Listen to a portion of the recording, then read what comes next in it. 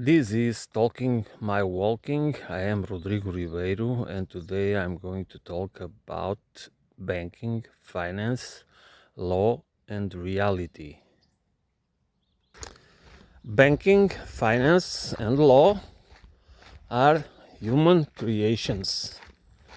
They do not exist in nature unless for people that are beyond delusion.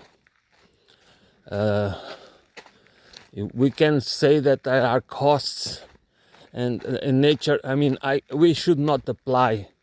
It's already delusional. It's already a bad sign when scientists or academics or others apply economic jargon to nature, because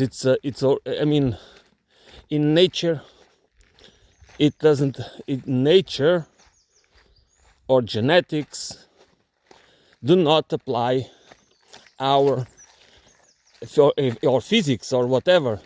It doesn't apply our charged concepts, because the ideas that are produced by humans are not free of ideology. The concepts, even if you believe they are scientific based, they are factual based, anytime we explain something, we build a narrative, and that narrative, it's always ideological. It has always values. It has always principles attached to it, a vision of the world. So therefore, you should always doubt when they try to explain human nature or animal behavior or plant behavior or ecosystems or whatever, using ideological jargon. I'm butchering the word. But you should bear with me on that, because that's my limitations. And there is reality. Reality is what we really feel in experience, like cold, heat, thirst, all pain that we can say that how we feel it can differ from people, for individuals to individuals, from person to person, but it has but it's not ideological. What I mean, food is food. You might be ideological about what kind of food you want to eat, or there are morality around food, and but food is food. Living beings need food to survive and need water to survive. So the reality around us that our senses can perceive is the reality where we live. It doesn't mean that the reality is not composed of the rest that our sensorial organs cannot perceive, but this, the world where we live, that we depend as living beings, is this three-dimensional world of fire, water, air, and land, and earth, soil. So this is the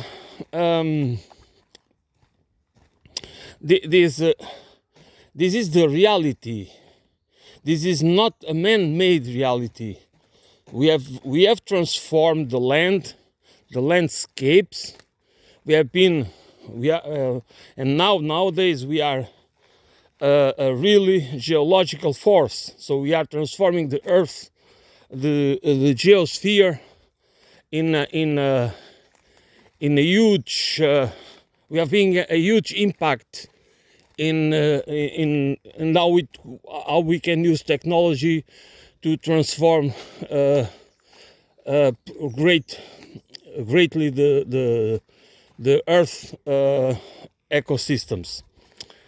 But it's still that our lives, our material existences, depend on the Earth systems to survive.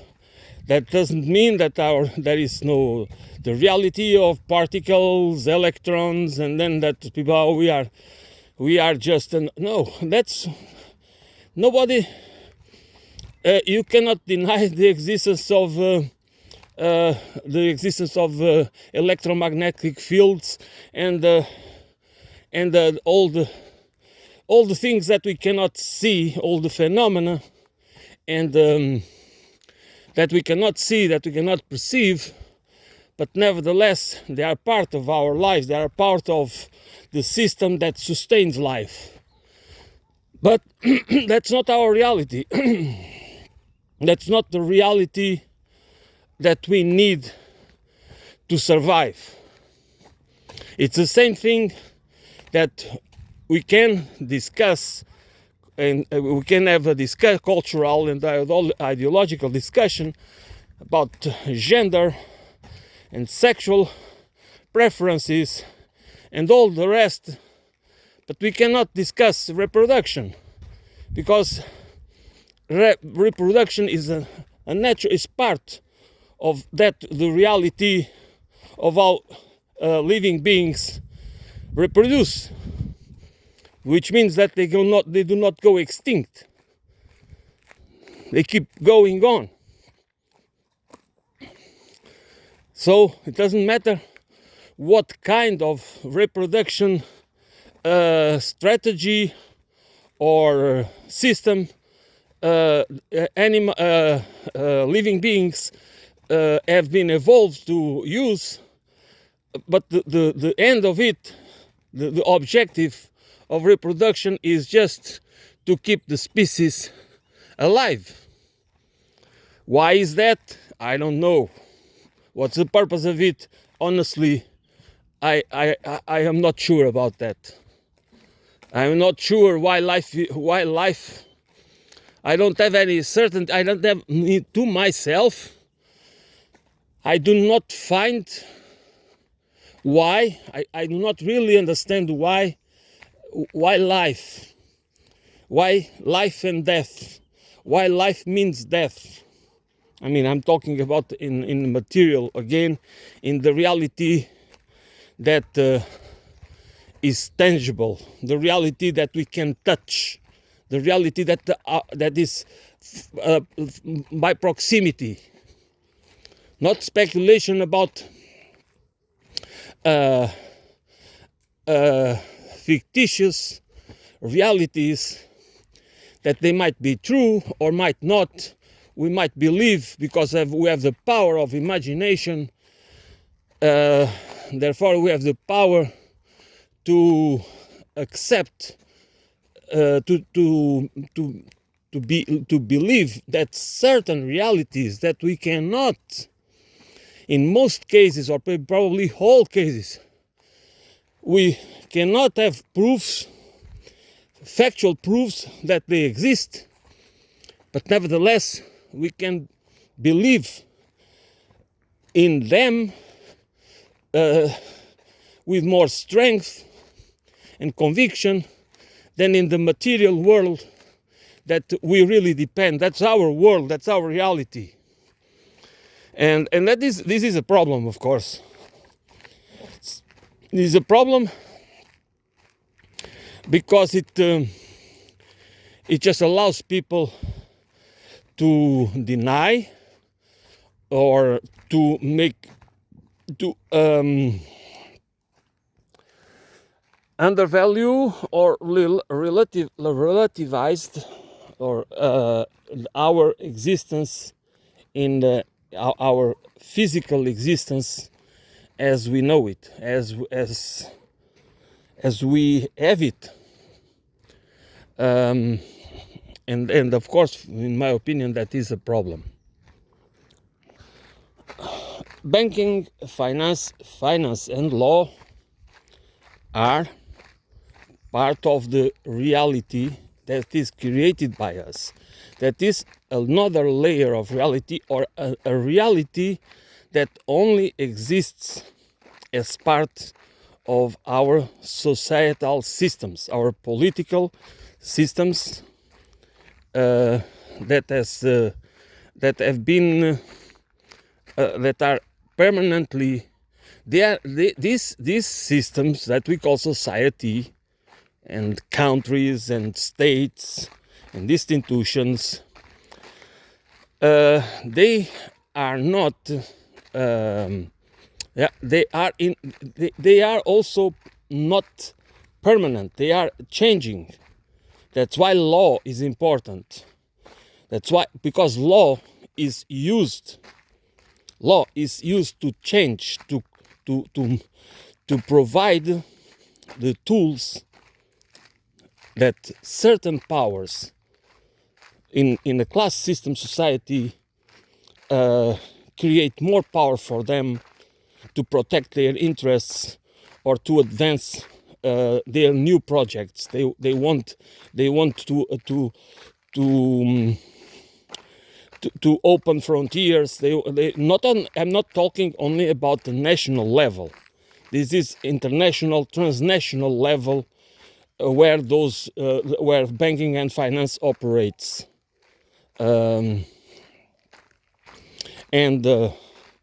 This is very important to understand, because we take this reality as granted, but this reality is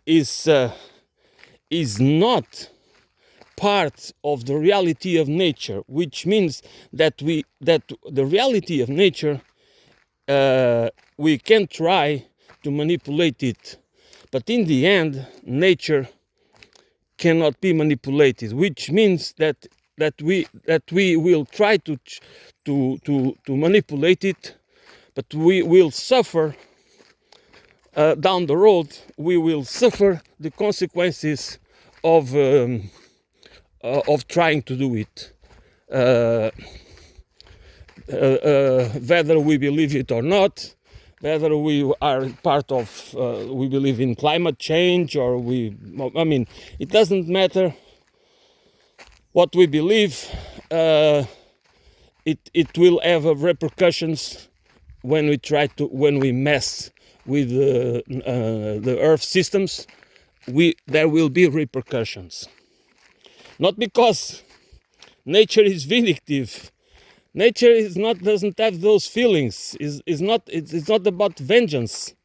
It's just about, because the systems, in order to rebalance themselves, they will go through processes that for the living species are can be very disastrous, can be tragic. That's how nature works. Nature doesn't work by vengeance.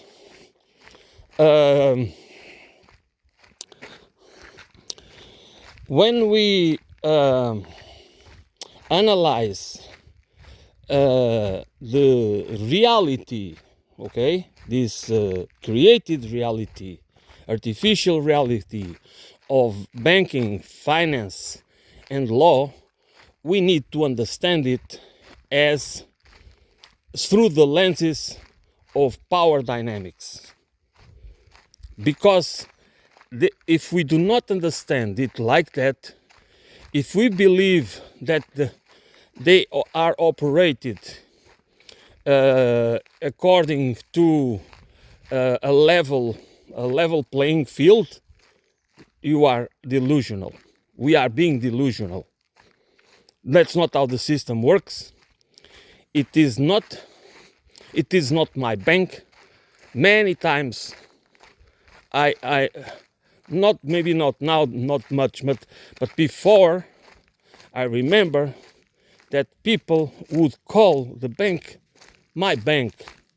I go to my bank, because most of the operations were done in presence, so people would need to go to the local bank agency, or whatever you call it, to do whatever they needed to do. So not like today that most banking is done online, but 4 decades ago it was not like that, or 5 decades ago, or even 3 decades ago. So people sometimes identify easily with institutions because they have an account there or they work for the firm, and they say that it's my. No, it's not yours. It's not ours. It was not created to serve us. And when they tell you that they are creating jobs, they are not creating jobs. I mean, they are creating jobs, but it's not the purpose. The purpose of a company, when it opens, when an entrepreneur opens a company, it's not to create jobs. It's to make profits. That's the idea. They do not care about jobs. They do not care about people. Does it mean that that this what I'm saying applies to everybody? I don't think so. But there are really people. I do believe there are people that can open, that are really interested in creating jobs. But that's not the majority. So that's a mistake that we do not understand. There are two. In order to understand the reality that is created by man, not the reality that I was talking about, the reality of the Earth systems, the reality of the biosphere, the geosphere, the atmosphere, the hydrosphere, and even the electromagnetic sphere, or whatever you want to call it. Doesn't matter. There are laws of physics, there are laws of biology that have not been created by human beings. They existed before human beings have been walking on this planet, and they will exist after that. So that is the reality that's not created by us. That's reality beyond our. Unfortunately, we are messing too much with it. We are too powerful. Our technologies are too powerful. But still, I believe that we will not be able to master them, in the sense that in the end, the natural laws, the reality that is beyond human construction will have the last word. That's what I believe. But again, not out of vengeance, not out of anything. It's just how the laws work. The laws of nature and physics and biology works. But this reality, or the many systems that compose the artificial reality where we live, need to be observed and analyzed and scrutinized through the lenses of power dynamics, power grab, and class warfare. Because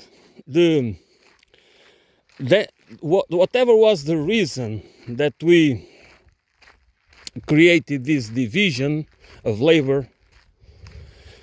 Like today, we are different from each other, and some of us do not like numbers, for example. I would not like to be an accountant. It would be just a miserable life for me. Okay? I don't like it.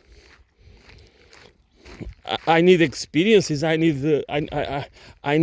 My mind needs an intellectual curiosity. Is very important. So I could not be happy, or with performing tasks that are absolutely monotonous. It doesn't matter physical tasks or mental tasks. But I can imagine that in the old days, pre-civilization, let's put it this way, that people, when people start to gather in bigger groups, in settlements, and then they started to, okay, well, we need to, we are producing this stuff, so we need an accounting system. Of course, they were not discussing it like that, but they kind of find a need for something, okay? A group of people see, okay, there is a problem here, we need to fix this problem. And how can we fix this problem? That's why we have the clay tablets. If you wanna understand how writing came about, you have to understanding that was about an accounting system. That was for accounting. And Michael Hudson explains it very well. If you want to look for Michael Hudson in his website, you can find his books about these issues, these subjects, these topics. So it's the same about the need to have how hierarchies came about, but that in order to organize, to have society or the communities or whatever, there was a need for, because people always say, okay, we cannot just, there is the need to organize this. And that's nothing wrong about that. Even the existence of a hierarchy that is not to give power, that is not, I can imagine a hierarchy, horizontal hierarchy, for the purpose of organizing, not for the purpose of exercising power. Because power always have to be under the control of the people. That is obvious to me. Because if we lose that agency, we will never be able to have, we will always be deceived and manipulated and instrumentalized in order to divide it. Okay, that's one of the main points, in order to let them control us, to let the ones that control, that are at the top of the hierarchy controlling, pulling the strings. So this was where that the division from those who were ignorant, because they were doing the hard work, they were building the houses or the temples or the palaces, and working the fields, so they didn't have the time like today. You can see it today. Why? Do we have many people that do not understand the system, our economic systems and financial and banking and all that stuff works? Because people do not have the time or the energy, and because, of course, they do not like it, which plays a huge. They do not have the intellectual curiosity to, because they love other things, which is fine. But that's how the system was always rigged, was always counting on the people that, because they do not feel the intellectual curiosity or the need to understand something, they can be played. And once certain groups in society understand it, they can use, because they then start to be the ones that control, because they use the time of their lives to enhance their skills, the skills that allow certain groups to control the rest of society. It's not because they are superior, and that is a very important point to understand. It doesn't matter, of course, there are people that are smarter than others, and all those things that we all know, that we are not, unfortunately, some of us are not that smart, but nevertheless, we are not that stupid. We all can understand if the things are plain. And if the problem is that once the systems start to be rigged and the laws are created and are crafted in order to enhance the power of certain groups over the other, then it's very difficult to reverse it. Then it's why it's necessary revolutions. Because the ones with power, the ones that acquire the knowledge, they see themselves as superior. They perceive themselves as entitled to rights and to privileges that they do not allow others to have. Because they do believe that they are superior. But they do not see, they do not want to admit that the other ones are not because they are stupid, but because they don't have the opportunities, the same opportunities. Because they are, just go back to child labor, that still exists today, okay? But they don't even need child labor. You need to understand that there is huge differences even among working class people because of many reasons. There are many reasons that can make a huge difference in how a child is raised. There are many factors, many variables that are can be that interfere with the choices and the evolution, the development of the child, and how and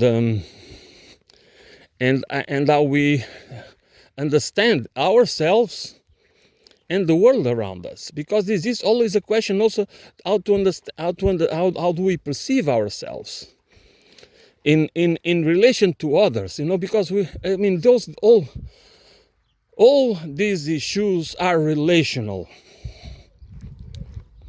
It's not, we cannot understand the problems that we have unless we understand them through context and relation. Nothing happens in a social void. Nothing happens in we are social beings. That's another lens that we cannot, it doesn't matter. We are conscious individuals. Yes, of course we are. Can we be egoists? Of course, there is a certain egoism, maybe connected with self-preservation. That's not an absurdity. That's not something evil. But it is, if we do not understand our social nature, we do not understand. We cannot understand who we really are. That's another point. And that's how these people, these opportunists,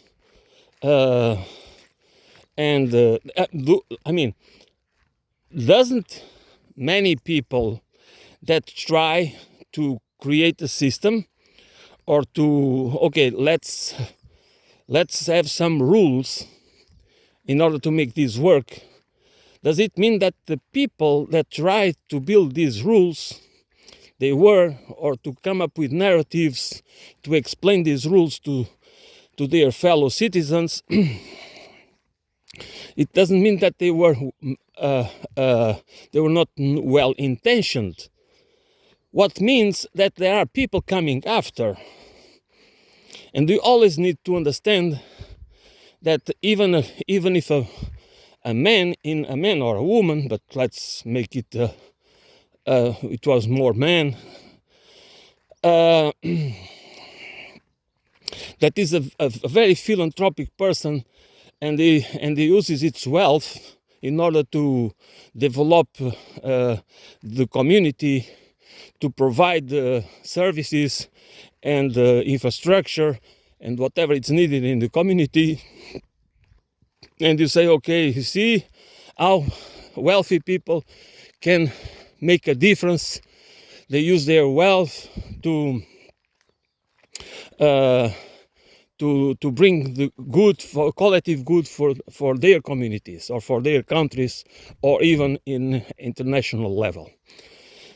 But the problem is we all die, and the ones that come after, like kings, like everything that can be inherited,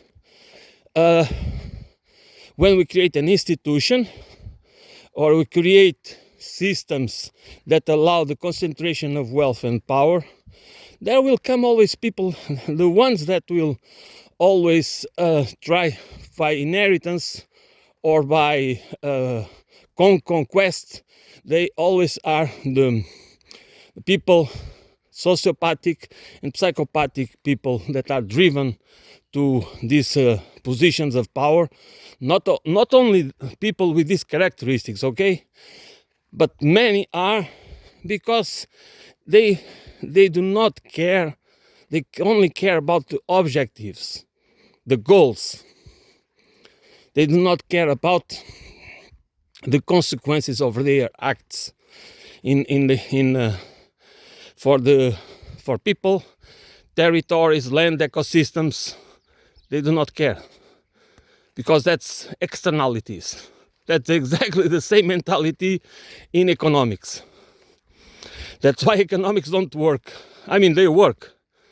They are part of the democracy for the few. And that's why we need to understand it through the lens of class warfare. So sooner or later, when we allow the concentration of wealth, when we legitimize, legalize, and even glorify the accumulation of wealth, the inheritance rights, the concentration of power, and the primacy of private property, which is not a nature right, okay, because it is a cultural right, a legal right, not a natural right. Locke was wrong. John Locke. We need to see that this will be usurped. This will be used to control the rest of us, to exploit us, to take away political agency. and then the point of all of this is to create a social system that, like Margaret Thatcher said, that society doesn't exist, which means that there is only individuals and families competing for the existing resources, which you know that's just what would happen if we don't have a society, if you don't have the law to protect, if it's not to protect in equal terms all of us, then it's to protect the few, the elites. So there is a society, there are institutions. We have agents to enforce the law, okay? And what do? They protect private property. But which property do they do protect in first place? Yours or mine? No. They protect the wealthy. And why? Because they pay check. And if you privatize, the more we privatize everything, if we privatized the law enforcement, the prison system, the everything, the more corruption and the more you don't know which part of the state is public, which means that we have a privatized state, and the privatized state is not for the quality of well-being, is for the well-being, it's for the quality of well-being, it's for not for the quality of well-being, it's for the well-being of the few. Which means that most of us will have less and less agency as citizens, as consumers, as long as you have money in your account or a credit card. You can, or your credit card allows you to go deeper and deeper into that. You are allowed to be free, to be a free citizen as consumer, as a mindless consumer, but not as a citizen. That's what it means to be part of a society and part of a civilization, is to have the agency of being a citizen, being a political being. So finance, banking, and law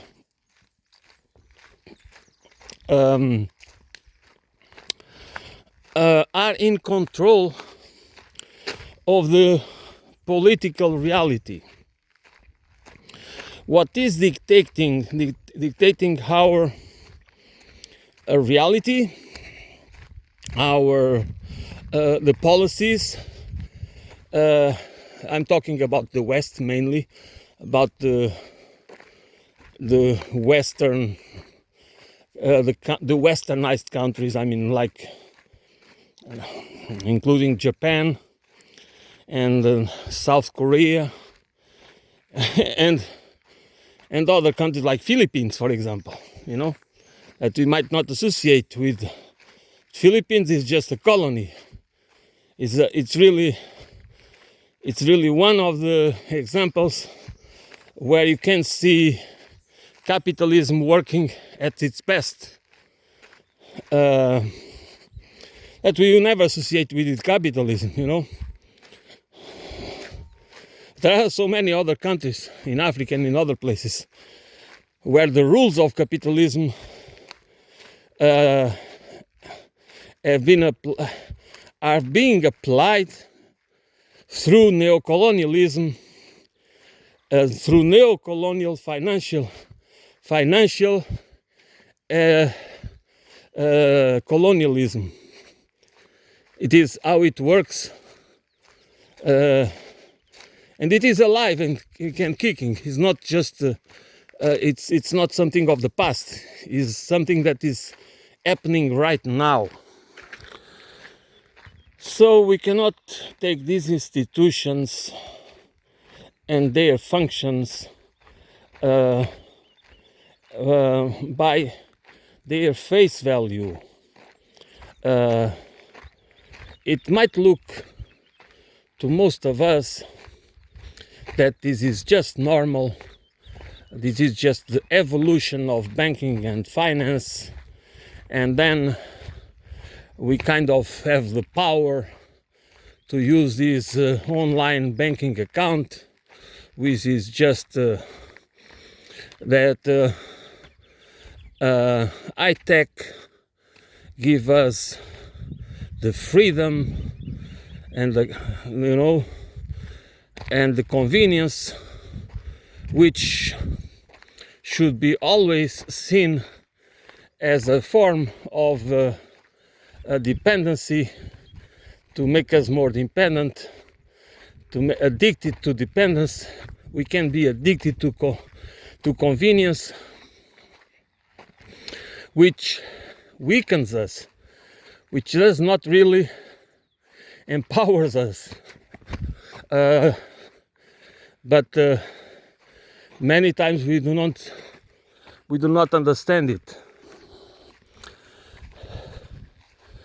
We need again, and I'm going to repeat it again, to analyze these institutions, how they work. Cui bono, of course, that's always an important point. Through the lenses of power dynamics and class warfare. Otherwise, we might just believe that there are bad apples, okay, you can, that is, but we do not understand the systemic problems. The systemic problems that caused the 2007-2009 crisis, and why they were not solved, why the political class did not or was not allowed to just terminate the banks. If it is too big to fail, it is too big to exist. That's a law of nature. That's why you cannot see these institutions and how they work as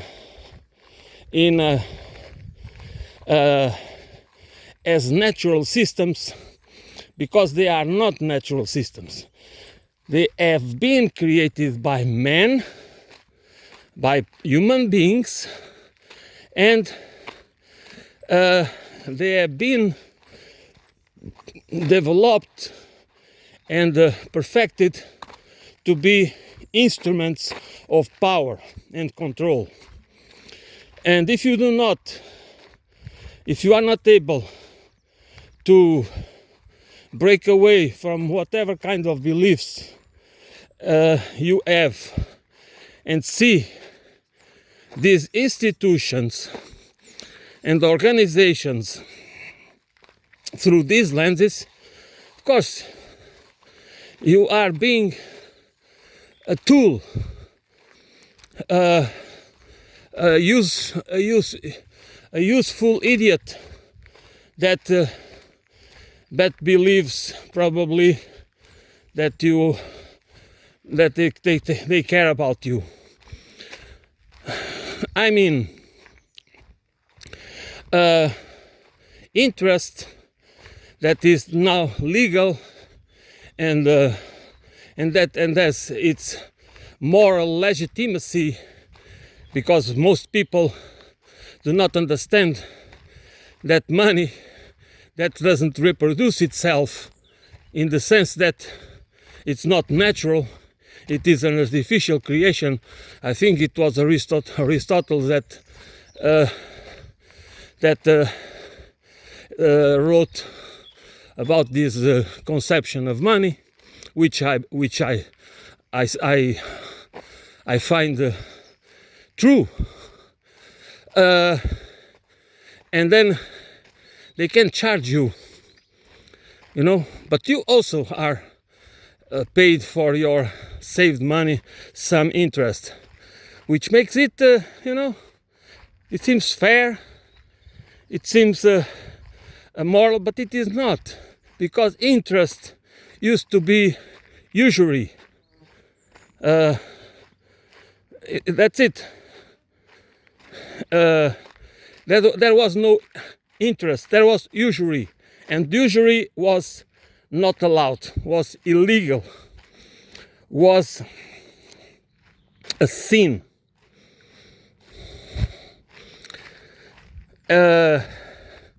So again, they go back to the same story, that there was people that they could foresee how powerful they could create a banking system that would allow them to have a lot of power and control a lot, expand their wealth by creating such kind of systems.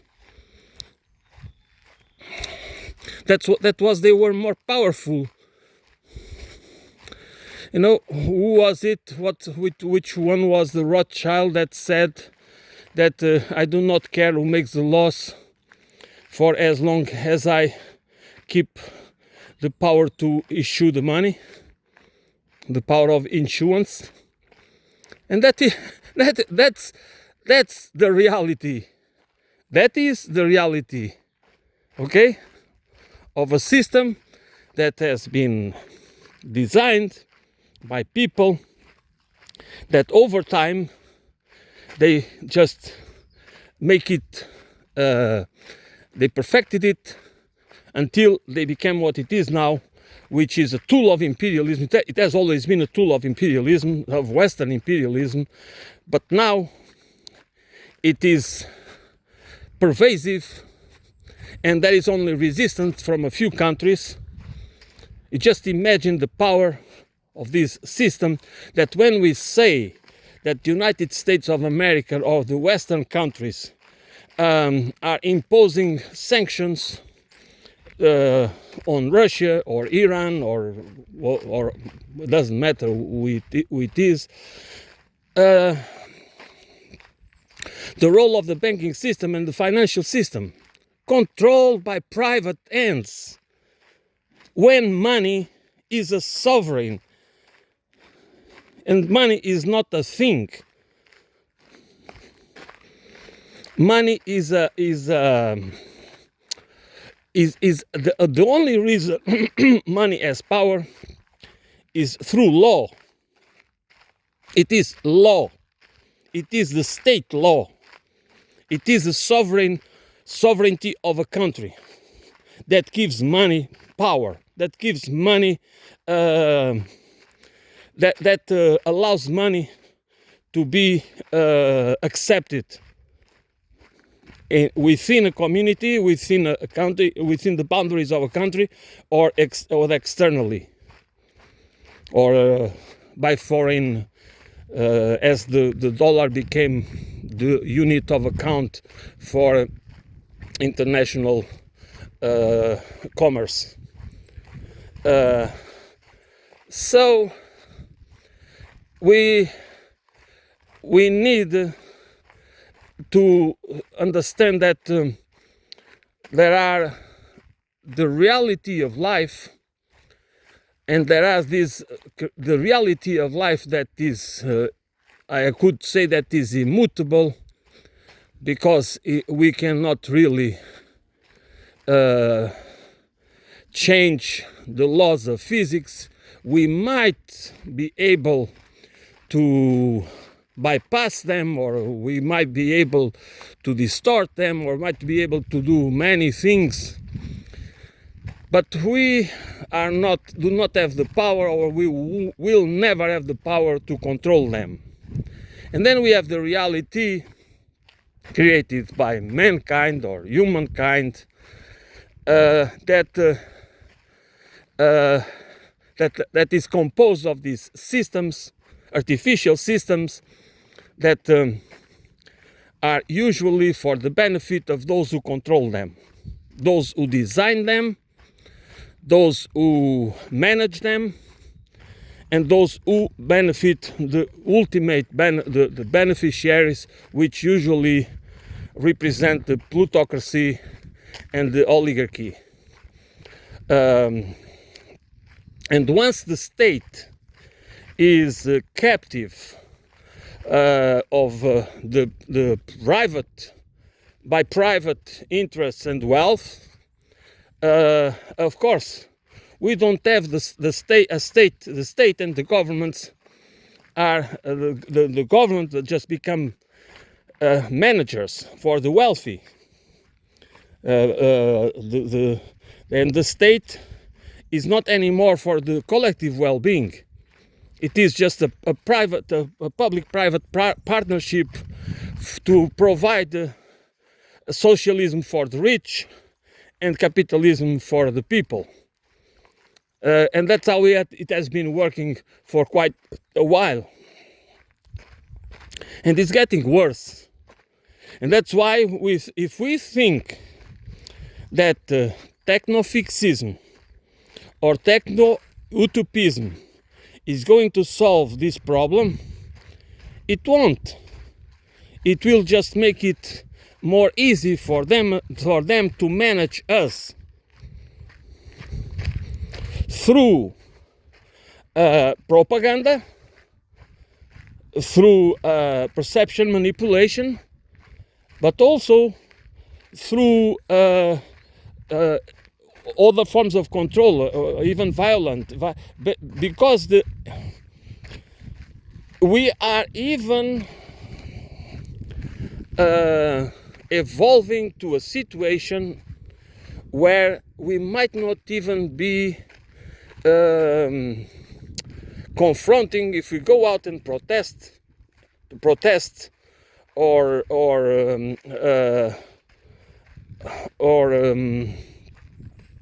manifest. I don't remember the word right now. We might not even be to face the real police,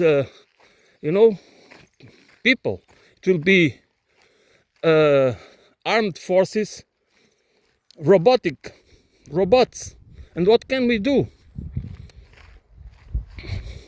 They can use all these weapons that have been that already exist, like those machines that can radio wave us or microwave us, that we need to run away because we just feel our blood boiling, and then you can have many other that we might not even know. Maybe they might already exist, but we don't know about it. So that we will not even be able to have any interaction with humans anymore, because they will make sure that if we try to resist, we are not interacting with human beings, we are interacting with machines. And that should worry us. It's already very ugly to interact with human beings. To confront other human beings that represent the law. And again, what is the law? The law was who crafted the law. That is mainly to correct, that they are supposedly to preserve order, to keep order and security and but they crack your heads every time you try to fight against injustice. So if you believe that technofixism and technoscientism, which are religions, it's not about science and it's about technocracy, it's about imposing a regime called technocracy, which is basically technofascism, with a transhumanist face. And if it's that what we want, and we don't see that we are not recovering our humanity or building up our humanity, like using the knowledge and even technology to really, they tell you that it is so good that we can use bioengineering, and you can use those all the we can use all these advances to solve some problems, health problems that and disabilities that people suffer. And okay, I'm fine with that, all right, but I know that is part of the propaganda. Because what we should, that part should be a reality. I'm not against it, but we should also understand that if technology is part of the power dynamic, is power of class warfare as well, is not democratic, is not neutral, and is not democratic. It is not.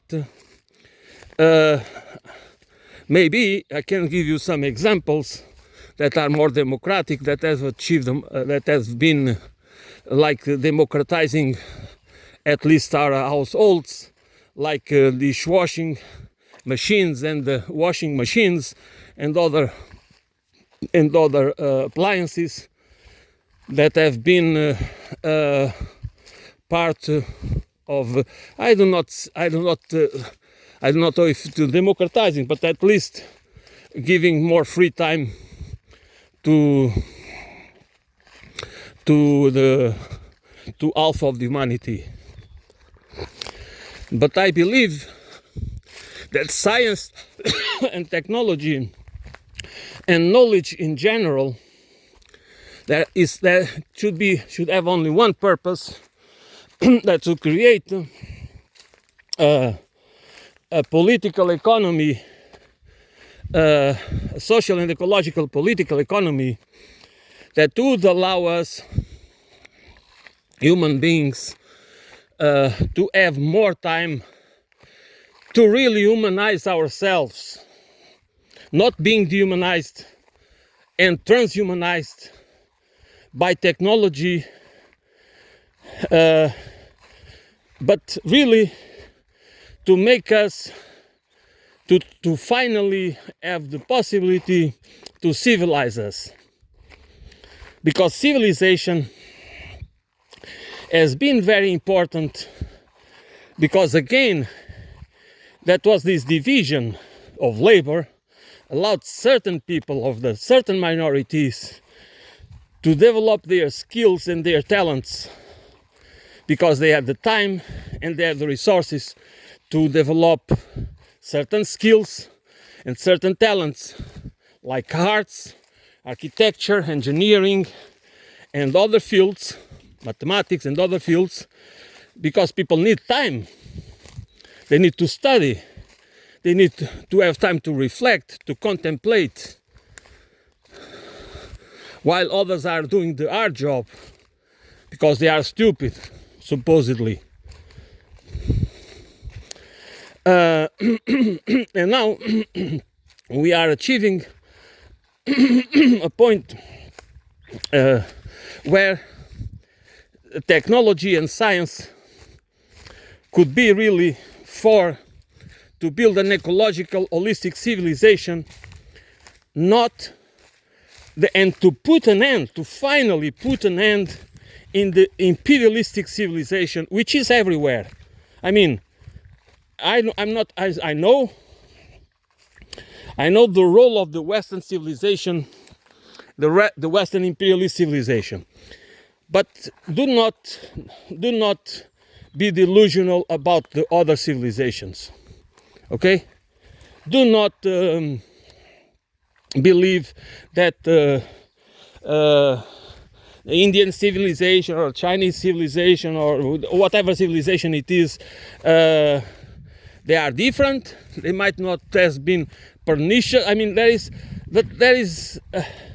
the mentality, the mentality is still there. The class exploitation, and which means the division and the categorization, to divide people in categories, and in classes and subclasses and castes and subclasses, which means that some have more value than others, according to some sort of meritocratic myths that allow people to become super rich and others just be slaves. We can maybe call them other things, but they are slaves, in my opinion. So, and that's it.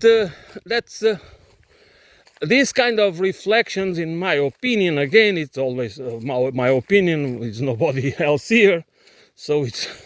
But my opinion, again, I always like to emphasize it. My opinion and what I am is always bits and pieces of other people, knowledge and experience. It's not because I'm smarter or because whatever it is. It's just my reflection that is always on the shoulders, not on the shoulders of giants, because it's again a perception. Again, you see how it is framed, how frames matter. We are never, what giants? Just because you had the opportunity or to become I mean, by having to be lucky enough to be smart and to be at the same time to have the opportunity to have a confluence of variables that allowed you where you live, what were your parents, or a lot of things. If Einstein had been, if you had been in the middle of the jungle somewhere, or whatever, it did not allow him to go to school, not to you would be smart, okay? You would be smart, but you wouldn't be never known, and that's the reality. Because Einstein's, I believe, similar as Einstein's, there are many, and like any other people, like only the people. That's why I strongly believe that it is wrong to put people in pedestals, because we somehow deny the basic principle that we are all equals, and we need that principle. Not because we do not recognize our differences, and we not recognize that some people are better, okay, just make it like that, than others. Yes, that is true, but it doesn't mean that we are not treated as equals. Because if we start to build systems that are based in having categories from inferior to superior, divided by this and by that, we are dehumanizing us. Because we are creating a system based in dehumanization. And then dehumanization drives us into demonization. And that's what we see everywhere. That's what we see against immigrants, and that's what we see against Russians, for example, or any other, that we use, we dehumanize, and then we demonize. And then what we do, we deflect the perception. In order to focus on the real problems, on the roots of the real problems, the ones that manipulate our perception, that have the means and the resources to create, disseminate the propaganda campaigns, they can divide us, and then they can also tribalize us and do everything just to make us to keep the roots, to keep the causes, to make us focus on symptoms, and not allow us to focus on the roots of the problems. Why should we care about banking, finance, and law if we have the immigrants to blame, or we are divided amongst the so-called progressives that invest their energies in LGBTQ, whatever it's and the ones that are pro-life, pro-this, pro-that. When these progressives in one side and the conservatives in the other side, this is and where is the real issues? Of course it is important that if you that there are divisions, cultural divisions and ideological divisions between progressives or certain progressive values and conservative values. Nobody denies it, and they need to be discussed. And it's not about who is right and who is wrong. It's about trying to achieve some common ground that people need to live in a community, to live as equals in a society.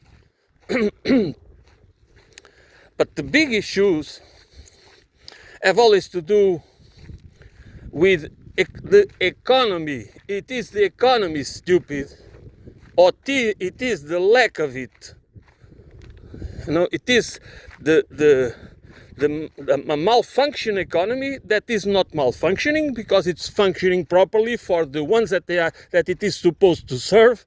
That's why I sometimes really freak out. I get my blood boils also, because when people say it's malfunctioning of the system, this was a misconception, and this is no, it is not, because it has been crafted and designed and perfected and changed in order to perform what it is performing. It's not to make the economy work. It's to make the economy work for whom?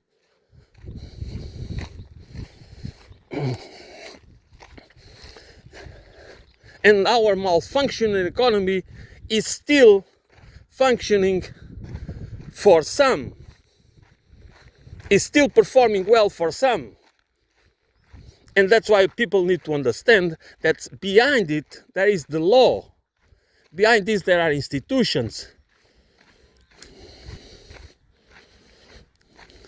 that create a reality, a created reality, not a natural reality, that allows them to